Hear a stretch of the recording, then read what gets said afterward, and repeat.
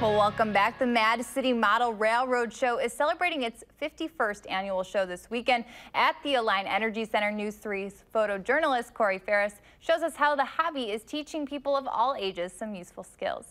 I think there's a lot of dreams here today, and hopefully they fulfill them. It's an extraordinary adventure, model railroading.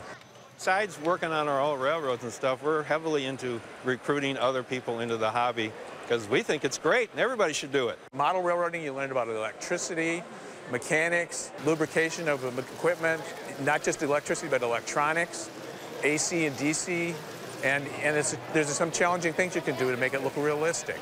I like that I can build stuff. I want to be a train engineer so that I get to drive the trains like I do in my model. I hope that they get a passion for model railroading that they can continue in the future and that they will come back to at some point in their life. You have carpentry, you have electronics, you have computer controls now. You name it, it's in the hobby. When my dad was working on the layout with me, or he was having me learn, I learned all the basics of electronics and a reasonable amount of carpentry. I'm never going to be a cabinet maker, but I learned to use tools.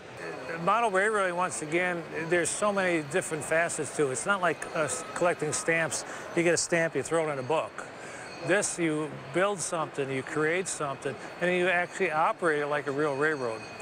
It's pretty cool in the fact that you can have real trains, and you don't have to push them. You can just turn the throttle. It's the thing that controls them, and they just go by themselves. It's like magic.